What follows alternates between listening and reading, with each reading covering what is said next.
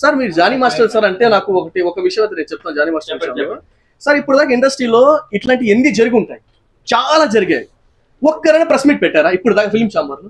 దీనికే press meet పెట్టడానికి గల మెయిన్ కారణం ఏంటి? ఇప్పుడు ఆల్మోస్ట్ శ్రీరెడ్డి లాంటి ఒక అమ్మాయి వచ్చి ఫిలిం ఛాంబర్ లో వచ్చి గొడవ గందరగోళం చేసింది. సో అలాంటి వేరే వేరే ఇష్యూస్ కూడా వేరే ప్రొడ్యూసర్స్ మీద ఒక అమ్మాయి వచ్చి గందరగోళం ఇవన్నీ చేసింది.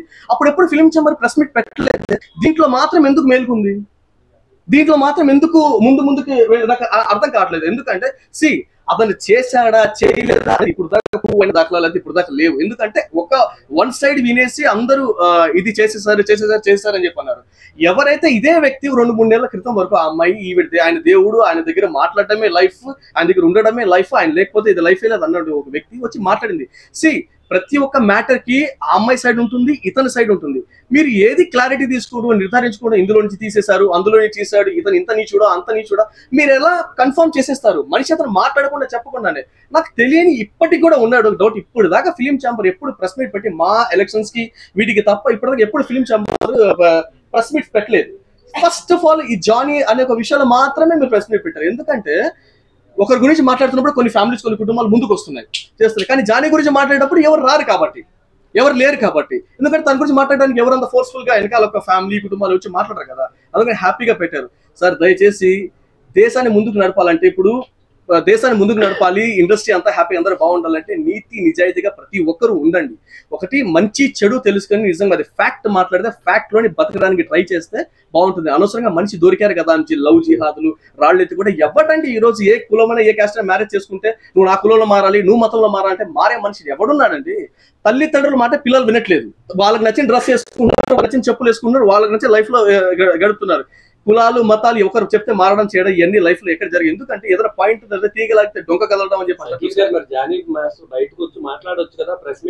జానీ చేసిన మొట్టమొదటి పెద్ద తప్పేందంటే అతన్ని మాట్లాడకుండా ఉండడము, ఎస్కేప్ అవడము. నేను కూడా వాళ్ళ ఇంటికి కాంటాక్ట్ అవడానికి ట్రై చేశాను. చేసినప్పుడు ఏంటంటే లేదు ఈ టైంలో మాట్లాడకూడదు అంటే ఎవరు చెప్తారు ఆ విషయం. అమ్మాయి వచ్చి ఎక్కడ మాట్లాడినట్టు ఎక్కడ వీడియో లేదు. అమ్మాయి రాసిచ్చింది అసలు అమ్మాయి రాసిందా? సార్ ఒక ఇండస్ట్రీ సార్, మీరు అందరు దరిద్రం నీచమైన ఒక ఇండస్ట్రీనే కాదు సార్, అన్ని రంగాల్లో జరుగుతుంది. స్పెషల్లీ గ్లామర్ ఫీల్డ్ కాబట్టి సడన్ గా బయటకు వస్తుంది. ఇప్పుడు మొత్తం జరిగింది మొన్న సీరియల్ ఆవిడ ఎవరో దర్శన్, కెనడాలో దర్శన్ విషయం జరిగింది, ఆయనది తీసుకెళ్లి కేసు జరిగింది.